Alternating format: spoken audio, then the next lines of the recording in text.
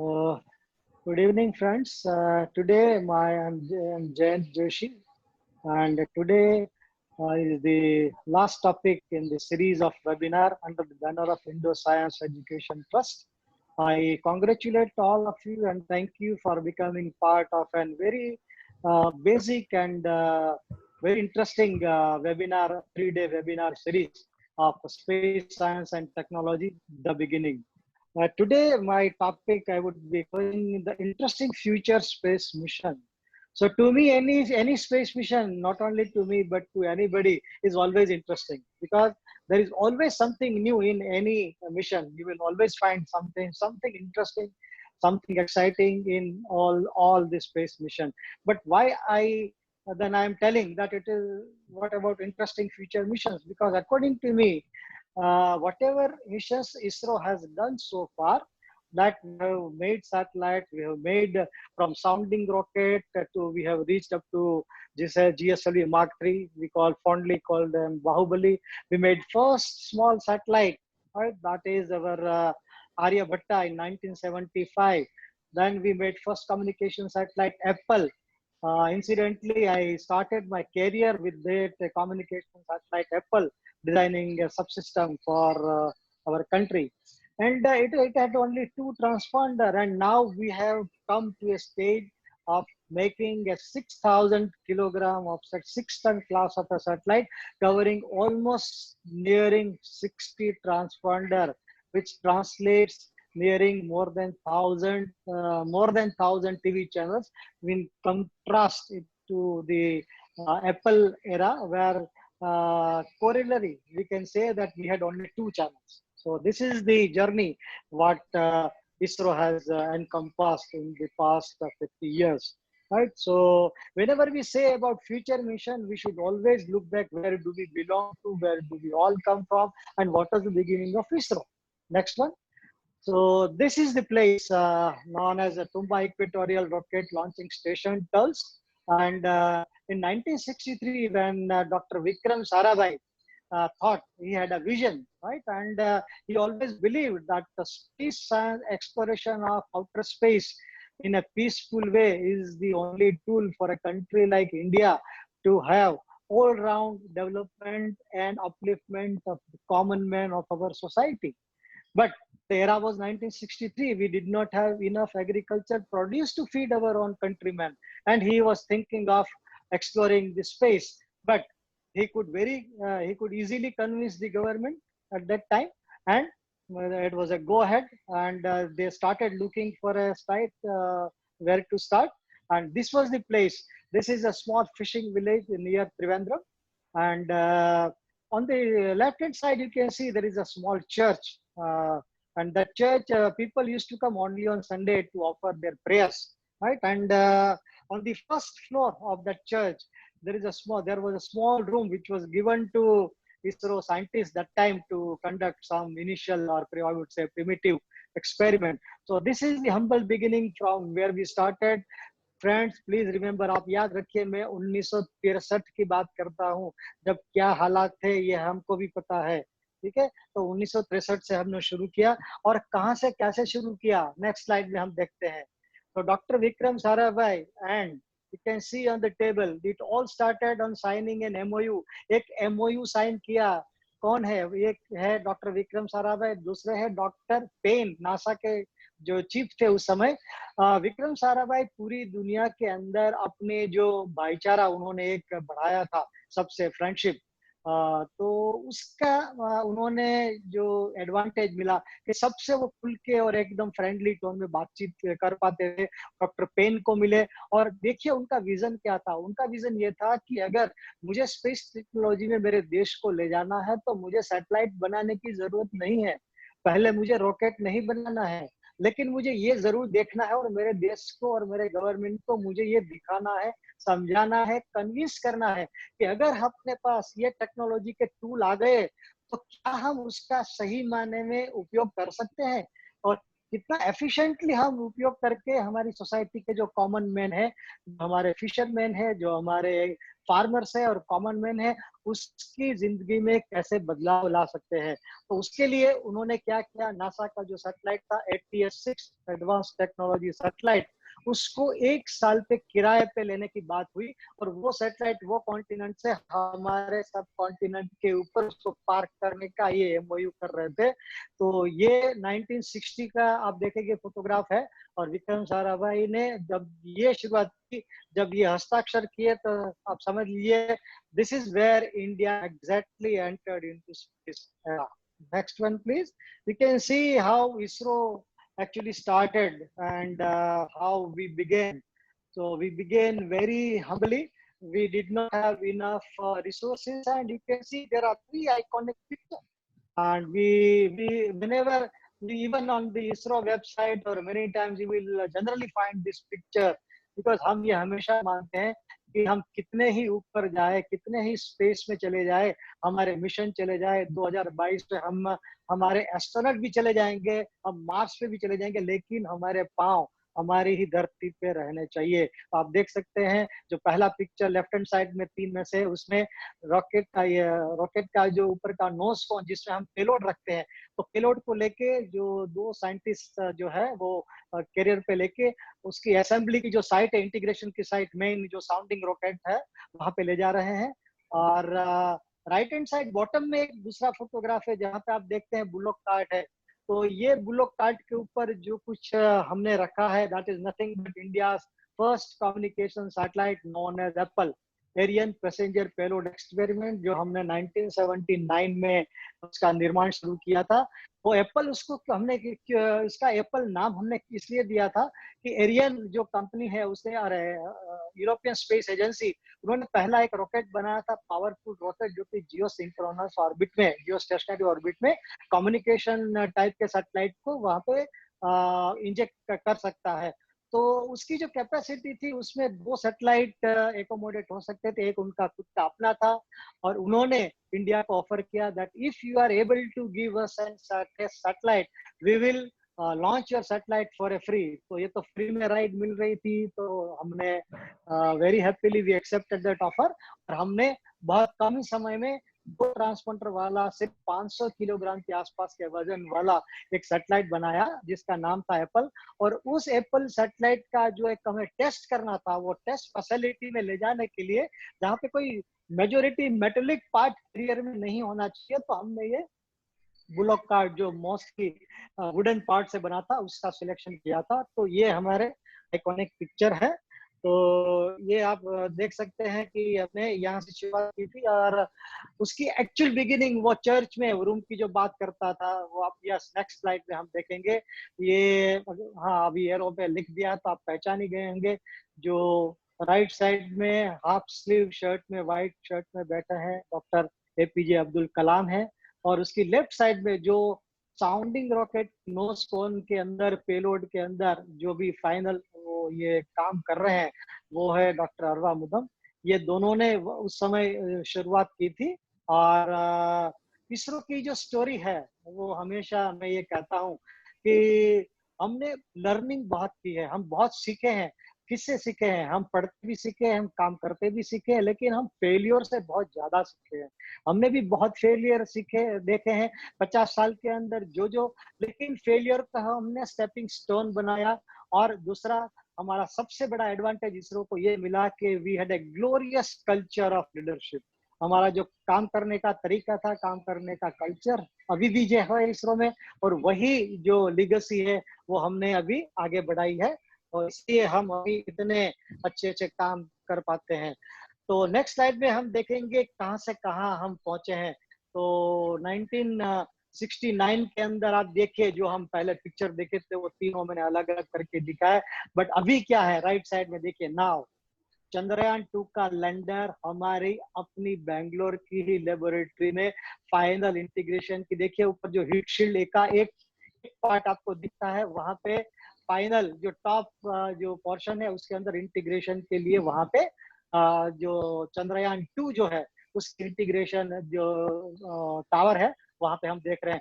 तो साइकिल की कैरियर से शुरुआत करके चंद्रयान 2 का लैंडर मिशन तक हम ये पहुंचे हैं, that is then and now for ISRO.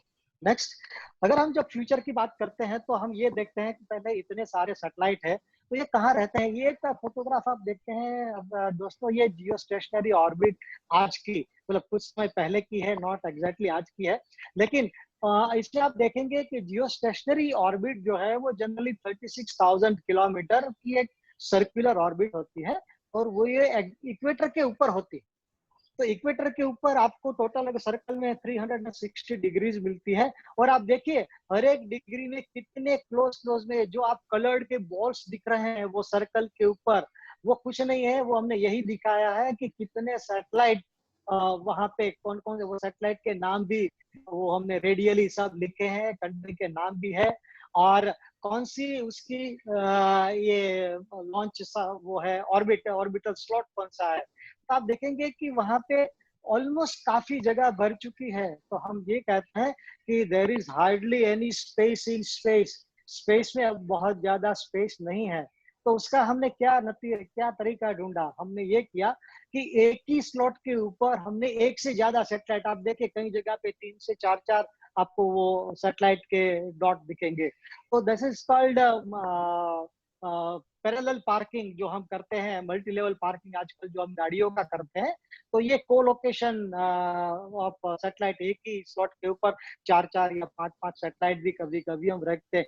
तो चैलेंज इस समय सबसे बड़ी ये आती है कि आप वहां पे लॉन्च कर देंगे, पार्क भी कर देंगे, बट सेपरेशन इतना कम होता है, और आपको through out the life span of दो सैटेलाइट, जिसकी की अगर कम्युनिकेशन सैटेलाइट है 12 से 15 साल तक काम करता है, तो 15 साल तक आपको उसी जगह पे इतनी सेपरेशन पे उसको वहां पे वही स्टेशन पे रखना है। तो आपको कितनी एक्यूरेसी चाहिए, उसको कितना स्टेशन कीपिंग आपको एकदम एक्यूरेटली करना पड़ेगा 12 से 15 साल तक।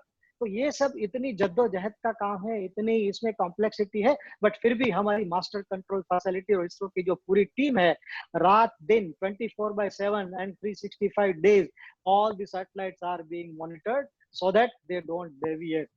इसके बाद अगर हम देखते हैं कि भाई क्या, जब हम बोलते हैं नेक्स्ट स्लाइड पे, कि वाकई there is no space in space, ये तो जियो स्टेशनरी ऑर्बिट की बात की, लेकिन ये एक फोटोग्राफ देखिए आप, इसमें देखेंगे लो अर्थ ऑर्बिट के अंदर एक फोटोग्राफ ऐसा है कि कुछ हाइट के ऊपर लो अर्थ ऑर्बिट से थोड़ा ऊपर जाके जब एक फोटोग्राफ लेने की कोशिश की गई तो ये मिला हमें। अर्थ, हार्डली अर्थ को हम देख पाते हैं, कुछ पोर्शन में लगता है हाँ अर्थ जैसा लगता है, लेकिन we are only seeing small worms. हाँ, तो they are nothing but all working satellites, defunct satellites in the lower earth orbit. कुछ काम के हैं, कुछ काफी की लाइफ खत्म भी हो चुकी। इतने सारे सैटेलाइट हमारी लो अर्थ ऑर्बिट के अंदर ऑलरेडी है, कुछ डेब्रिस बन चुके हैं, कुछ ऑपरेशनल है। तो there is hardly any space in space, I am referring to this, right. यहाँ पे भी जगह नहीं है।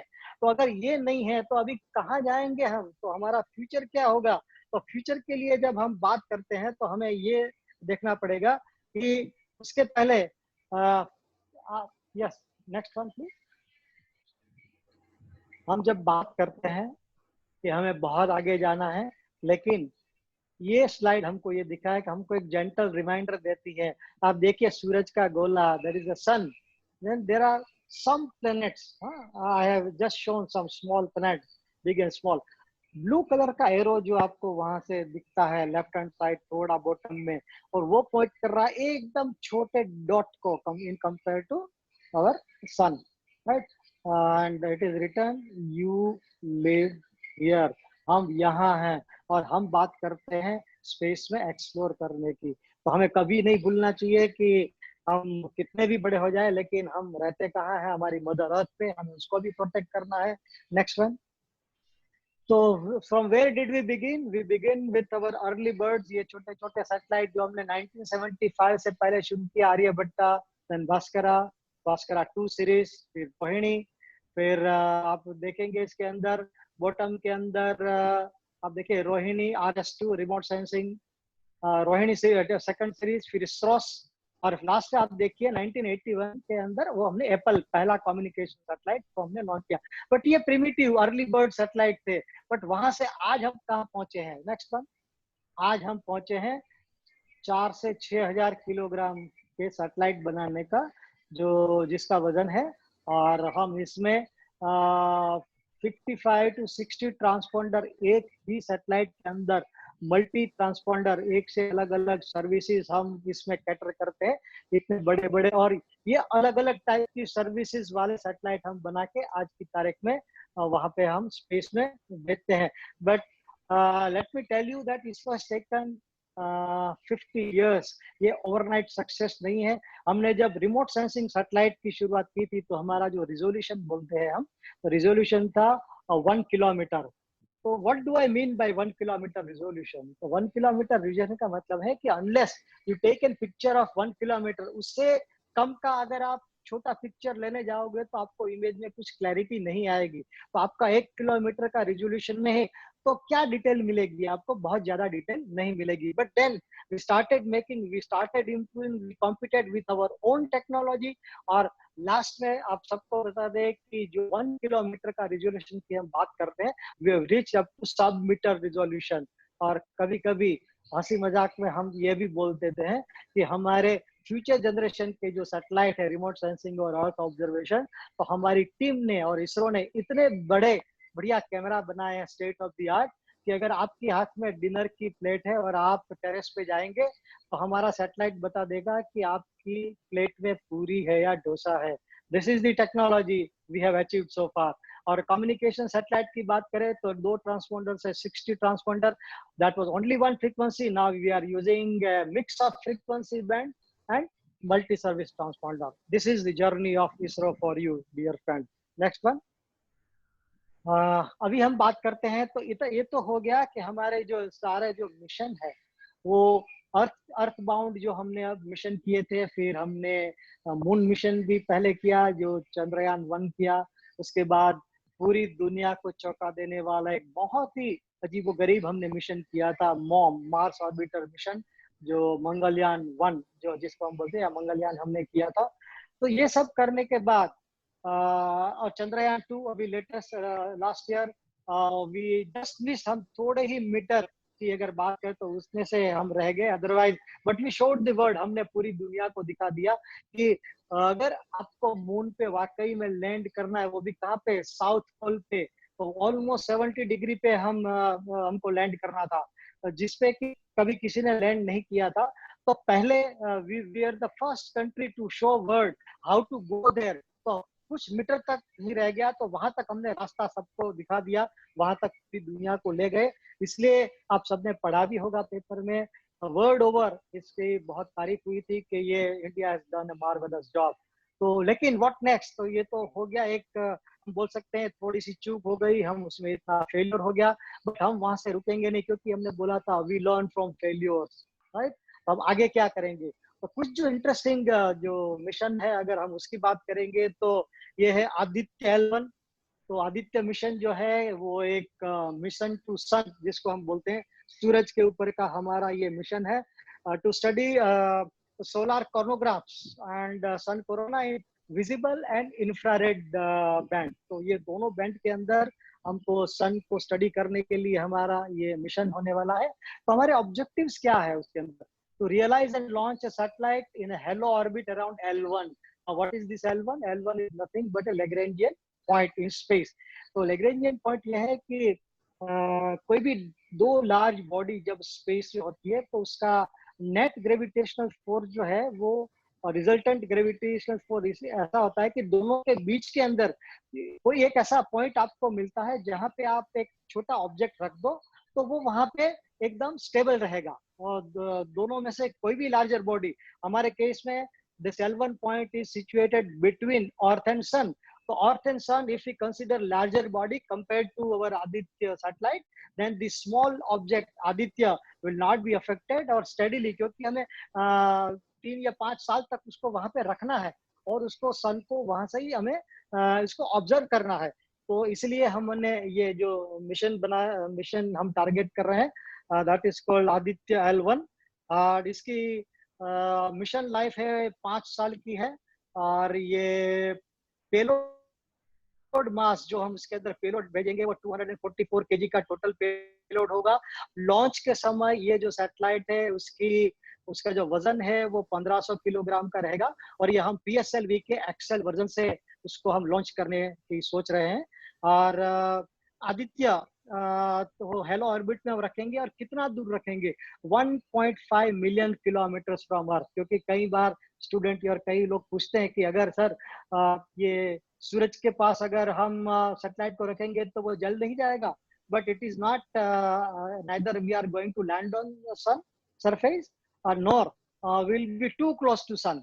तो हम जितना दूर है, मतलब अर्थ से 1.5 मिलियन किलोमीटर दूर जहां पर L1 पॉइंट पे हम सैटेलाइट को रखेंगे, तो वहां से जितनी भी हीट, जितनी भी गर्मी हमारे सैटेलाइट को लगती है, तो स्पेसक्राफ्ट के आउटर बॉडी की टोटल डिजाइन ऐसी की गई है कि उसके अंदर वो इट कैन विस्टैंड, और उसको डिरेटिंग भी किया है। जितनी भी उसको लगती है उससे कुछ ज्यादा रेटिंग का हमने उसकी डिजाइन की है, so that there is no chance कि भाई वो उसको उतनी गर्मी से कोई नुकसान होगा या तो वो काम करना बंद कर देगा। तो उसका ऑब्जेक्टिव क्या रहेगा? हमको यही मालूम है कि वहां पे तो बहुत गर्म है और एबंडेंस अमाउंट ऑफ लाइट वहां से आती है, तो सूरज को स्टडी करने की जरूरत क्या है? तो सबसे पहला है कोरोना। तो कोरोना के लिए आप सबको मालूम है कि सन कोरोना की एक बिगेस्ट मिस्ट्री आज तक साइंस को कभी हल नहीं हम कर पाए, वो यही है कि सन कोरोना का जो टेम्परेचर है वो सन सरफेस से कई गुना ज्यादा है। तो ऐसा क्यों है? तो वो हम अभी तक उसका कॉन्क्रीट आंसर नहीं मिला। तो वो भी एक वन ऑफ द ऑब्जेक्टिव है कि भाई कोरोनल हिटिंग कैसे होता है, सोलर विंड का एक्सेलरेशन वो कैसे बढ़ता है, कोरोनल मैग्नेटोमेट्रिक को स्टडी करने का भी एक हमारा एक इंटेंशन है इसमें। और वहां जाके वहीं से वो जगह से हमें कैरेक्टराइजेशन करना है किस चीज का, कि space environment around earth by measuring energetic particle fluxes. तो वहां से जितने भी पार्टिकल आसपास वहां से निकलते हैं, तो उसका अर्थ के आसपास क्या इफेक्ट है वो वहां से हम उसको क्लोजली मॉनिटर कर सकते हैं। And magnetic field of solar wind and solar magnetic storm. So these are the basic objectives which we have in mind for our Aditya mission. And actually ये 2020 के आसपास it was planned, तो अभी हो सकता है because of current situation may be little delayed, तो कुछ ही समय में हम ये इसको हम लॉन्च करेंगे। Next one you can see Gaganyaan, highly ambitious programme of ISRO. आप सबको बता दें कि प्रधानमंत्री ने ऑलरेडी अनाउंस किया था कि बाय 2022 विल बी सेंडिंग 2 या 3, उस समय जी बात की थी 2 या 3 आदमी या तो औरत, मतलब मेल या फीमेल साइंटिस्ट या एस्ट्रोनॉट, तो हम हमारे रॉकेट से हमारी ही धरती से हम उसको स्पेस में ऑर्बिट में भेजेंगे। तो that was the mandate given to ISRO. और ये गगनयान जो है उसमें काफी काम हम कर चुके हैं, उसकी कैप्सूल की डिजाइन कंप्लीट हो चुकी है, एस्ट्रोनॉट का सिलेक्शन हो चुका है। उसके अंदर 3 एस्ट्रोनॉट, एस्ट्रोनॉट तो नहीं बोलेंगे क्योंकि एस्ट्रोनॉट जो यूएसए के कोई भी मिशन जो जाते हैं यूएस का उसको एस्ट्रोनॉट बोलते हैं, रशिया के जो जाते हैं तो उसको कॉस्मोनॉट बोलते हैं। हर एक कंट्री ने अपना अपना नाम दिया है। तो क्योंकि हमारा जो यान है उसका नाम ही गगनयान है, तो हम उसको गगननॉट या व्योमनॉट कहेंगे, या कहने की एक बात है कि हम उसको ये नाम देंगे। तो ये हमारा मिशन ऑब्जेक्टिव क्या है कि ये 3 जो गगननॉट है वो हमारे ही कैप्सूल के अंदर बैठ के जो हमारा GSLV Mark 3 जो हमारा रॉकेट है, which will be tested for human rating, क्योंकि हमको ये ह्यूमन मिशन करना है। तो पहले तो 2 रोबोटिक मिशन करेंगे ट्रायल के लिए before doing the actual man mission, to gain sufficient confidence and to validate all the systems before doing the actual mission. उसके बाद जब हम ये एक्चुअल मैन मिशन करेंगे तो उसमें 3 एस्ट्रोनॉट होंगे जिसका सिलेक्शन ऑलमोस्ट फाइनल हो चुका है। They are under training at Russian training centre. कुछ समय के बाद बेंगलोर के पास ऑलरेडी जगह इसमें फाइनल हो गई है और वहाँ पे एक ट्रेनिंग सेंटर बनाया जाएगा। तो फ्यूचर में हम यहाँ से हमारे जो फ्यूचर के हमारे गगननॉट बनेंगे उसको हम यहीं से ट्रेनिंग देंगे। तो ये 7 दिन तक ऑर्बिट पे रहेंगे, अराउंड 400 किलोमीटर की ऑर्बिट पे रहेंगे और 7 डेज तक वो वहां पे रहेंगे। ग्रेविटी के डिफरेंट जो आइडेंटिफाइड जो जितने भी एक्सपेरिमेंट है वो माइक्रोग्रेविटी के वो करेंगे वहां पे। कोई स्पेस वॉक इसमें इंटेंडेड नहीं है, कोई प्रोग्राम में स्पेस वॉक करने का नहीं है, वो कैप्सूल में ही रहेंगे। और 7 दिन के बाद the biggest challenge would be हम उसको सेफली वापस धरती के ऊपर हमें लाना है। तो ये हमारा एक बहुत ही interesting, exciting and challenging mission है। इसके लिए स्टेप बाय स्टेप हमें जो भी सेफ्टी के मेजर लेने हैं, उसके लिए जो भी टेस्ट करने हैं वो हम बारी बारी कर चुके हैं। एक टेड अबोट टेस्ट हमने किया था कि फ्लाइट जब आपका रॉकेट उठता है, जैसे GSLV mark 3 suppose lift off हुआ, तो सबसे बड़ा जो रिस्क है वो लिफ्ट ऑफ से लेके कुछ हाइट तक, अराउंड 2 to 3 किलोमीटर तक हाईएस्ट रिस्क जनरली माना जाता है।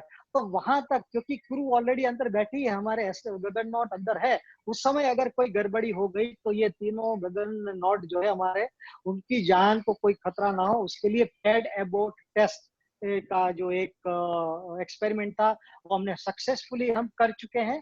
और कि 2 किलोमीटर तक जाने तक अगर उसमें कुछ गड़बड़ी हुई तो ड्यूरिंग दैट फ्लाइट इटसेल्फ जैसे ही पैराशूट एक डिप्लॉय करके जो पूरी कॉकपिट से जैसे पायलट बाहर आ जाते हैं, इसी तरह ये पूरे रॉकेट के अंदर से एकदम डिटैच होके ये जो कैप्सूल है with the help of 2 to 3 parachute will be detached and they will safely come ground and their life would be saved. तो ऐसे बारी बारी से ये हम एक्सपेरिमेंट करके now we are inching towards the final goal of ये year end के आसपास one of the robotic mission was planned. Next year another one more robotic mission is planned. If everything goes on schedule, then we'll be definitely doing Gaganyaan by 2022. Next one you can see is a NISAR. जब हम ये बच्चों से बात करते हैं कई बार तो पूछते हैं कि क्या नासा के बारे में आपने सुना है। बच्चे बहुत ही कई स्टूडेंट नासा के लिए कुछ फटाफट बोल जाते हैं, नासा ने ये किया है, नासा ने ये अकम्प्लिश किया, काफी चीजें मालूम होती है। बट इसरो की उपलब्धियां और इसरो के बारे में मैं बहुत लाइट वे में अगर बोलूं तो आपको ये जानकारी देने के लिए कि इसरो ने क्या क्या किया है। चंद्रयान 2 के बाद की बात अलग है, लेकिन उसके तक वहां तक की सिचुएशन ऐसी थी कि हमें ऐसे आपसे बात करनी पड़ती है आधा घंटा पौना घंटा इसरो के बारे में, तब जाके लोगों को पता चलता है। तो बट हम सबको एक सबके लिए एक खुशी की बात है और गर्व की बात भी है कि नासा ने खुद तय किया है कि वो इसरो के साथ ज्वाइंट कोलैबोरेशन में एक सैटेलाइट बनाएगा और बना रहे हैं जिसका नाम है Nisar, NASA ISRO synthetic aperture radar. तो ये ज्वाइंट प्रोजेक्ट है between NASA and ISRO and ये को डेवलपमेंट है, मतलब ये मिलके हम दोनों जो कंट्री है उसको मिलके डेवलप करेंगे, उसको लॉन्च करेंगे। And this is the first of its kind of a satellite which is using dual frequency L band and S band synthetic aperture radar for Earth observation for the very first time, right? So ये for on Earth for observation ये जो satellite बन रहा है ये पहली बार इस type के इंस्ट्रूमेंट से बन रहा है। एंड ये इसका लॉन्च मास जब लॉन्च होगा तब उसका टोटल वेट 2800 किलोग्राम होगा और इसकी जो मेन जो फ्रीक्वेंसी होगी वो के बैंड, मतलब हम बोल सकते 28 to 30 गीगाहर्ट्ज और एल बैंड जो जनरली 1 to 2 गीगाहर्ट्ज में होता है। बट ये जो सिंथेटिक एपर्चर रडार जो है, राइट, तो वो 2 बैंड में जो है, एक एल बैंड में और एक एस बैंड में, एस बैंड 2 to 4 गीगाहर्ट्ज की हम बात करते हैं। तो उसके अंदर जो अगर दोनों कंट्री पार्टिसिपेट करते हैं तो नासा की तरफ से नासा का जो कंट्रीब्यूशन रहेगा वो एल बैंड सार का है। तो एल बैंड सार में क्या रहेगा, वो high rate of telecommunication system और साइंटिफिक डेटा, जीपीएस के लिए जीपीएस रिसीवर उनकी तरफ से आएगा और एक सॉलिड स्टेट रिकॉर्डर भी है जो भी नासा इसमें वो डिलीवर करेंगे। और ये पेलोड डेटा के लिए जो भी सब सिस्टम कुछ चाहिए वो भी नासा की तरफ से इसमें आएगी ये मिशन के अंदर। इसरो की तरफ से क्या होगा, जो एस बैंड शार है, एस बैंड के ऊपर ऑपरेट होने वाला सिंथेटिक एपर्चर रडार जो इसरो बनाएगा, और सैटेलाइट की पूरी बस सिस्टम, और मेन थिंग जो लॉन्चर है हमारा, तो ये लॉन्चर जो है उसको वो हम प्रोवाइड करेंगे इसको, राइट। तो हमारे रॉकेट से ये जाने वाला है। तो ये पावर इसमें कितनी चाहिए, कितनी पावर जनरेट करेंगे हम, 6500 वाट, दैट इज 6.5 किलोवाट की पावर जनरेट करेंगे, और ये 747 किलोमीटर की एल्टीट्यूड पे वहां पे हम उसको पार्क करेंगे। And it's the first radar imaging satellite using dual frequency, जो अभी हम बात कर रहे थे।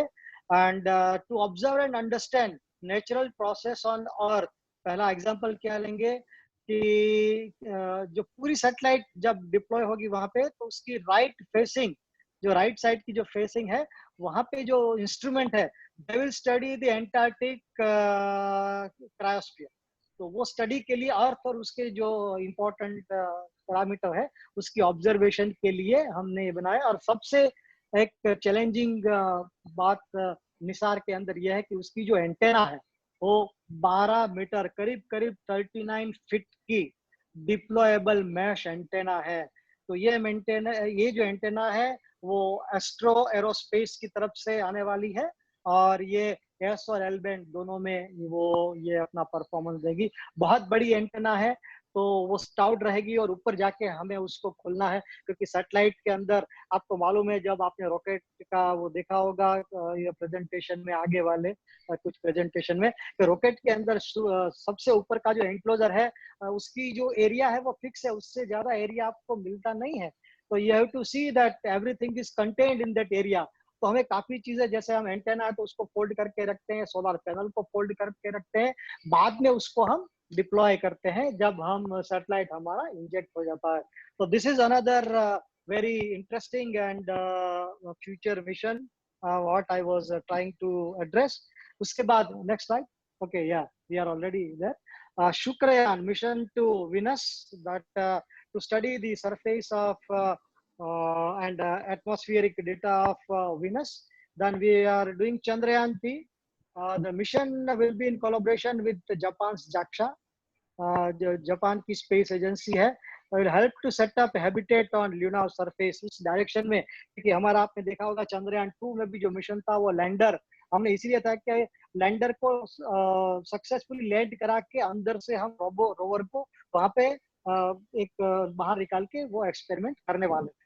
तो उसके बाद एक मिशन है हमारा एक्सपोसैट, ये एक प्लानिटरी मिशन है।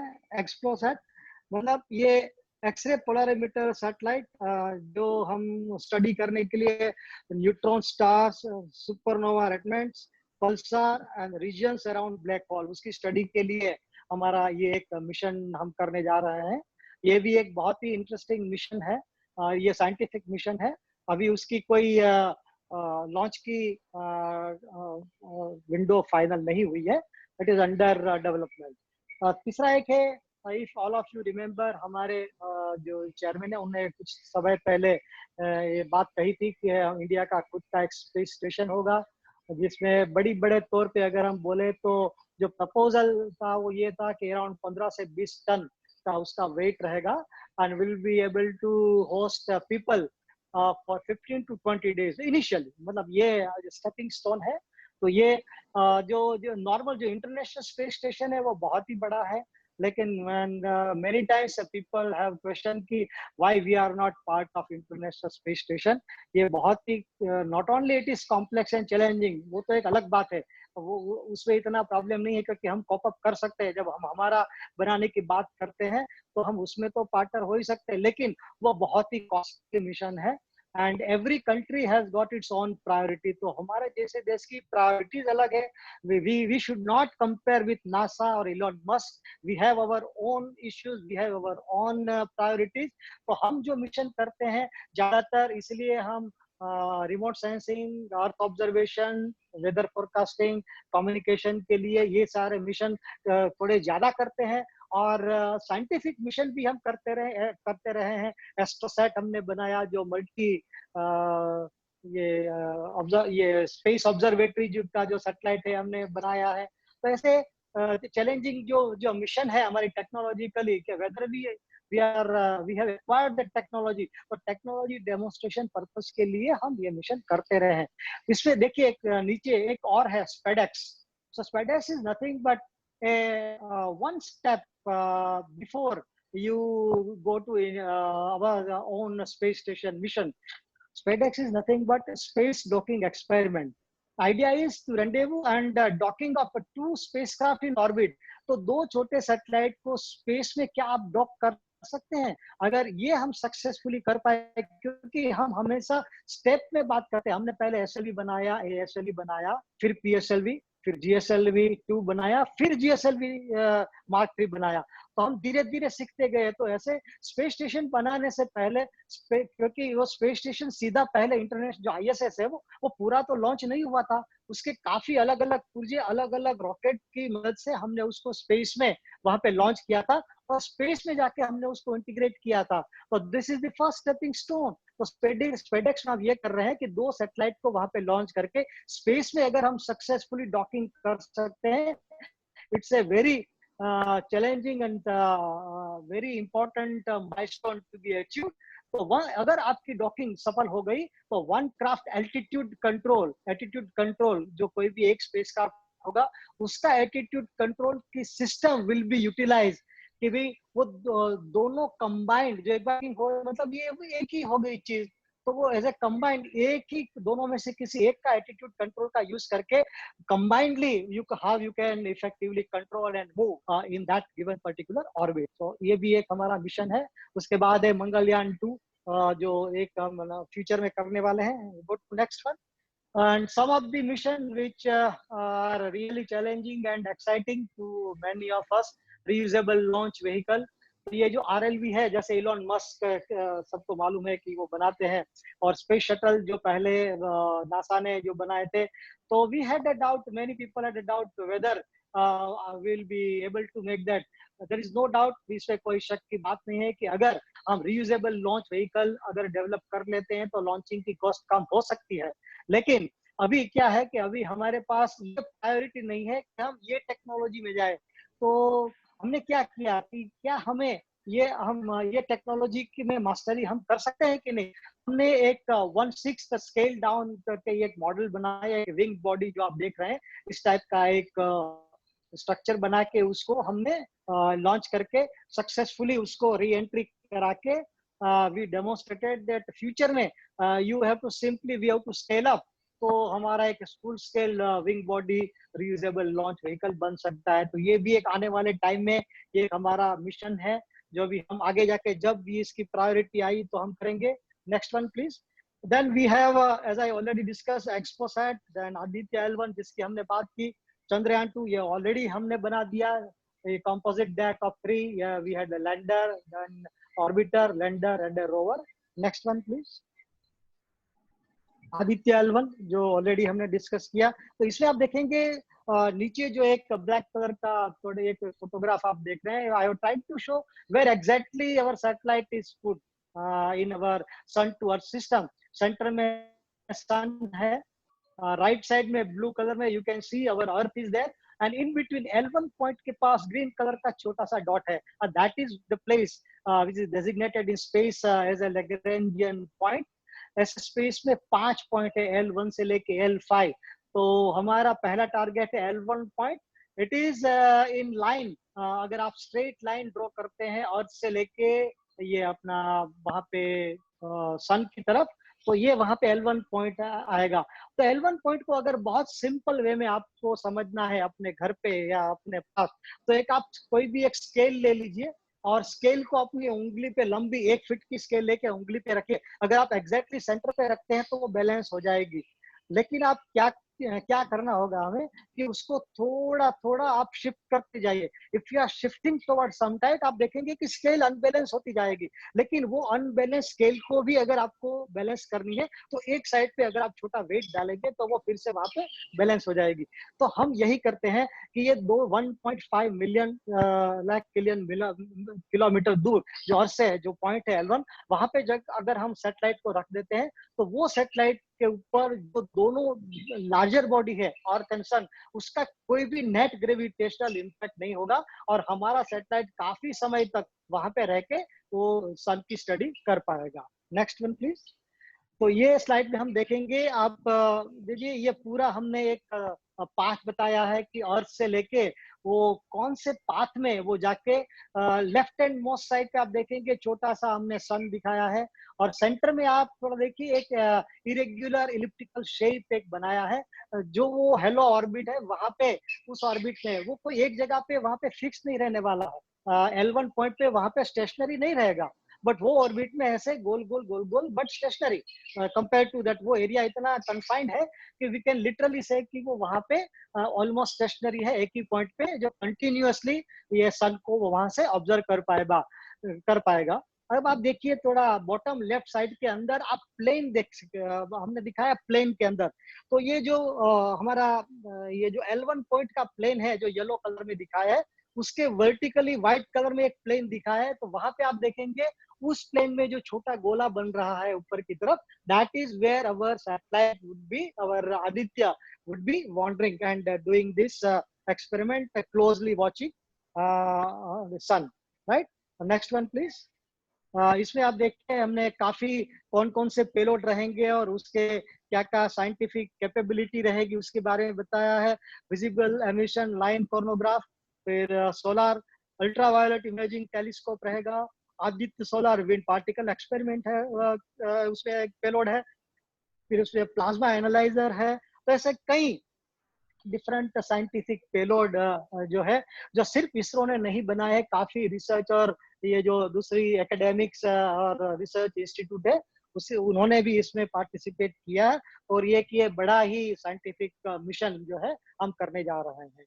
नेक्स्ट जो स्लाइड है, can you go to next. There's some detail about Exposat mission objective, जैसे हमने बताया था कि it will try to measure polarization, that is the degree and direction of X-ray photons in the range from to 50 potential celestial source of interest in the energy band। कौन सी energy, वो कितनी charge energy रहेगी, तो 5 to 30 kilo electron volt, इतने reason में जितने भी particle है उसकी स्टडी करने के लिए हमारा ऑब्जेक्टिव है इसमें। इसकी मिशन लाइफ 5 साल की रहेगी, और इसमें पेलोड जो होगा वो पोलरिमीटर इंस्ट्रूमेंट इन एक्सरेज, जिसको हम पॉलिक्स बोलते हैं। तो ये रमन रिसर्च इंस्टीट्यूट इंडिया में जो है उन्होंने बनाया है, और इसकी जो ऑर्बिट है वो सर्कुलर लियो 500 to 700 किलोमीटर की जो ऑर्बिट है, और हमारा उसका जो इंक्लिनेशन रहेगा वो रफली 30 डिग्री के आसपास वो हम रखेंगे। नेक्स्ट वन, उसके जो स्पेसिफिकेशन अगर हम ये जो टारगेट स्पेसिफिकेशन की बात है जो हम रखना चाहते हैं, तो एनर्जी रेंज जो हम पार्टिकल की टारगेट कर रहे हैं 5 to 30 किलो इलेक्ट्रॉन वोल्ट। उसमें जो डिटेक्टर्स रहेंगे वो है प्रोपोर्शनल काउंटर्स, टोटल वेट है 125 kg। तो ये पॉइंटिंग एक्यूरेसी उसकी होगी 0.1 डिग्री, राइट। तो ये सारी स्पेसिफिकेशन हम टारगेट कर रहे हैं। और नेक्स्ट वन, दूसरे कुछ जो इम्पोर्टेंट मिशन हम टारगेट कर रहे हैं, these are mission to Venus, जिसको हम शुक्रयान बोलते हैं। फिर follow on mission to Mars, that is Mangalyaan 2। उसमें फॉलो ऑन एस्ट्रोसैट मिशन, हम जो एक इंफ्रारेड और अल्ट्रावायोलेट एंड सब मिलीमीटर वेवलेंथ के अंदर नेक्स्ट जनरेशन ऑप्टिक्स और डिटेक्टर को लेके बनाने का एक प्लान है, जो कि हम एस्ट्रोसैट 2 अभी हम करने की एक it is there on the pipeline. और एक दूसरा है स्पेस वेदर मिशन, तो mission to sun earth Lagrangian point. तो आदित्य जैसा दूसरा मिशन एक it is there on paper, जो कि L1 की बजाय L5 पॉइंट पे रखने की हम एक सोच रहे हैं। तो वो ऑब्जर्व करेगा large scale solar disturbances that affects our earth. So these are some of the things in mind, and now we focus a little bit, क्योंकि हम सिर्फ हमारी ही बात नहीं करेंगे, दुनिया में और भी क्या हो रहा है। तो 2020 is the most हम बोलते हैं कि घटनाओं का एक साल है, काफी कुछ हो गया। सबसे बड़ा तो अभी जो हम सब झेल रहे हैं कोरोना की जो महामारी की हम बात करते हैं, तो बट उसके साथ साथ आप देखें इसमें हमने जो दिखाया है कि 2020 के अंदर मार्स को लेके जो एक्सप्लोरेशन होने वाले हैं, तो उसमें चाइना का है HX1, तो जिसका नाम है टाइनवेन 1। तो जिसमें ऑर्बिटर, लैंडर और रोवर रहेगा। और टाइनवेन 1, तो टाइनवेन का मतलब है क्वेश्चन टू हेवन। हाँ, उसका चाइनीज में जो मतलब है ना, क्वेश्चन टू हेवन। तो लॉन्च होते समय 5000 किलोग्राम मतलब 5 टन का वो ये टोटल वो रहेगा पेलोड, जिसके अंदर 3175 किलोग्राम का ऑर्बिटर रहेगा और उसका लैंडर 240 किलोग्राम का उसका टारगेट वेट है। और 2020 में इट इज एक्सपेक्टेड। और ईसा, यूरोपियन स्पेस एजेंसी का एक रोवर जो कि रोजालिंड फ्रैंकलिन उसको नाम दिया है। तो ईसा प्लस रशिया और दोनों ने मिलकर 2022 में टारगेट कर रहे हैं। प्रीवियसली इसी को हम एक्सोमार्स रोवर का नाम दिया था, and now it is known as ESA plus Roscosmos, जो मिलकर बना रहे हैं। That is ESA Rosalind Franklin, he was a famous chemist, right? And it's a robotic Mars rover and mission duration would be 7 month, 7 महीने तक ये चलने वाला है। वो रशिया बेकानूर से इसको लॉन्च करने वाले हैं। तीसरा मिशन में जो आप देख रहे हैं राइट हैंड साइड बॉटम में, वो यूनाइटेड अरब अमीरात, जिसका हॉप ऑर्बिटर की हम बात कर रहे थे। 2020 में ही इसका प्लान है। एमिरेट मार्स मिशन, जिसको उन्होंने नाम दिया है। लॉन्च मास उसका 1500 किलोग्राम है और पावर इसकी 1800 वॉट की और डीसी पावर ऑन बोर्ड वहां पे जनरेट होगी। और लॉन्चर जो है वो जापान का है, H11A, मतलब H2A जो नाम दिया है जापान का। उसमें जो पेलोड है वो EXI एमिरेट एक्सप्लोरेशन इमेजर, दूसरा है EMIRS, that is Emirate Mars infrared spectrometer, और दूसरा है Emirate Mars ultraviolet spectrometer. These are the scientific instrument which will go on UAE HOP orbiter targeted by 2020. NASA का एक है जो नासा मार्स 2020, आप लेफ्ट बॉटम में आप देख रहे हैं। So this is known as Perseverance rover. जुलाई 2020 में, अभी मतलब इस जुलाई में ही उसका टारगेट है। तो दे आर टारगेटिंग, और उसकी लैंडिंग जो होगी वो फरवरी 2021 में टारगेटेड लैंडिंग है उसकी। और वो क्या करेगा, it is seeking to sign, वो क्या देखने की कोशिश करेगा, to spot some ancient life on Mars and collect some rock and soil sample. अगर रिटर्न वो आ पाया सक्सेसफुली तो इसलिए वहां से कुछ धूल और कुछ जो सैंपल है रॉक के, वो भी लाने का इनका प्लान है। तो these are some of the futuristic mission and will go to next some of the proud moment. हम इसरो की अगर बात करते हैं, इसरो ने कई सारी चैलेंजिंग उपलब्धियां की है। उसमें बहुत कम, मैं एक ही स्लाइड में अगर मुझे आपको बतानी है तो PSLV द वर्कहॉर्स 50 के आसपास उसकी हमने टोटल सक्सेसफुल फ्लाइट की, एक दो शुरू की जो है वो, और एक लास्ट से कुछ हिट शील्ड का इशू होता, अदरवाइज मेजोरिटी ऑफ देम वाइके से 98% सक्सेस रेट। और कंजिक्यूटिव सक्सेसफुल फ्लाइट का रिकॉर्ड कोई भी रॉकेट सिस्टम का पूरे वर्ल्ड के अंदर है, वो PSLV का है। तो it's the most reliable and trusted vehicle today in the entire world, which is PSLV, which is दूसरा है best in class remote sensing satellite, जिसके बारे में थोड़ी देर पहले मैंने आपको बताया था। इसकी इमेजेस पूरे वर्ल्ड के अंदर कमर्शियली हम उसको सेल करते हैं। वर्ल्ड कई कंट्रीज ऐसे हैं जो हमारे रिमोट सेंसिंग की जो इमेजेस का यूज करके अपने डेवलपमेंट के लिए उसको यूज करते हैं। तो हमारे रिमोट सेंसिंग सैटेलाइट अपने आप में एक क्लास है, उसकी जो रिमोट सेंसिंग में अपना एक नाम है। और क्रायोजेनिक टेक्नोलॉजी जो हमने मेक इन इंडिया अपनी होम ग्राउंड बनाई है, वो तो एक मिसाल है। हमको रशिया से लेनी थी, उन्होंने US के प्रेशर में हमको नहीं देने दिया, तो हमने खुद को बनानी शुरू कर दिया। अभी टू फ्रेंड्स नियरली 20 ईयर्स, 20 साल लगे, लेकिन हम बना के रहे आज की तारीख में। क्योंकि अगर क्रायोजेनिक टेक्नोलॉजी हमारे पास नहीं होती तो हम कभी भी जियो स्टेशनरी ऑर्बिट, और हम ये जो अपना सोलर, ये अपनी गैलेक्सी के अंदर या कहीं दूर दराज के दूसरे प्लेनेट पे अगर मिशन करने हैं, जो पावरफुल हमें लॉन्च अगर करने हैं, तो वो हम नहीं कर पाते। लेकिन हमने 20 साल की मेहनत में ये होम ग्रोन क्रायोजेनिक टेक्नोलॉजी को भी हमने हस्तगत कर लिया। और आज हम बोल सकते हैं कि पूरे वर्ल्ड के अंदर ISRO is standing very tall. तो हम 1 से 5 की अगर बात करते हैं स्टैंडिंग में, तो हमारा नंबर ऑलरेडी 1 से 3 या 4 में आज की तारीख में लिया जाता है। एक मंगलयान बहुत ही एक चैलेंजिंग मिशन, काफी जानकारियां, काफी कॉम्प्लेक्स मिशन था, लेकिन हमने बहुत अच्छी तरीके से सिर्फ 15 महीने में ये हमने बनाया, जिसके बारे में हमें ज्यादा कुछ मालूम नहीं था। मार्टिन एनवायरनमेंट के बारे में हमें मालूम नहीं था। 15 महीने के अंदर कुछ जो हमारे पास ऑलरेडी पेलोड के इंस्ट्रूमेंट पड़े थे, उसको रिफर्बिश करके उसको हमने ऐसा बना कि मार्टिन एनवायरनमेंट में उसको हमने वहां पे सर्वाइव करे ऐसा बना दिया। और 15 महीने के अंदर हमने पूरा ये एक मिशन तैयार किया, और हमने इसको पहले ही अटेम्प्ट पे हमने कम से कम टाइम के अंदर डेवलप करके वहां पे पहुंचने वाला हमारा ये देश बन गया, जिसके हम सबको उसके ऊपर we are proud of it.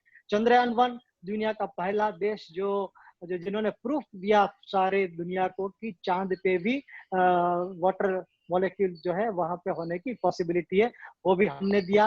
दूसरा एक चैलेंजिंग टास्क जो किया था वो 104 सैटेलाइट, अगेन वो भी पीएसएलवी था।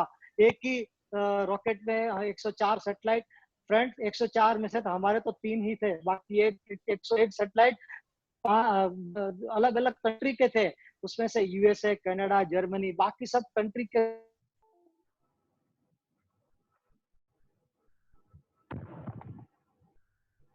1000 किलोमीटर पर आवर उतनी स्पीड में जाते जाते रॉकेट 104 सैटेलाइट को घूमते घूमते अलग अलग ओरिएंटेशन में, जैसे बुलेट आप फायर करते हैं एक एलएमजी की गन से, उस तरह से सैटेलाइट को बारी बारी से प्रिसाइसली उस ऑर्बिट में हमने जो लॉन्च करके दिया सबका। That was the most challenging part which we have done it successfully. That is another feather in the success cape of ISRO. Then NISAR, again it is a greater with a proud moment, and Chandrayaan 2 हालांकि चूक गए, but one of the most successful, हम almost वहां पे पहुंच गए, इसलिए मैं भी मानता हूँ सक्सेस का पार्ट जो हमें वहां तक पहुंचने में था। और ऑर्बिटर तो आज की तारीख में बहुत ही एकदम सक्सेसफुली काम कर रहा है। उसके अंदर जो हमारा ऑनबोर्ड कैमरा जो लगा है, that is again best in class. हाँ, उसका रिजोल्यूशन नासा के कैमरा से भी बहुत बढ़िया है। तो ये हमारी ऑप्टिक्स की जो पूरी टीम है इसरो के अंदर, उनका ये काम है कि उन्होंने ये पूरा इतने बढ़िया टेक्नोलॉजी डेवलप करके ये बनाई। Next one. And ISRO at a glance, 106 spacecraft mission, 3 nano, 1 micro out of 106, 75 launch missions, 10 student satellites, 2 re-entry missions, almost 300 foreign satellites covering 33 countries and counting. Dear friend, this is what I had to tell you about ISRO and some of the future mission. So thanks for believing in ISRO and being with us. Thank you very much.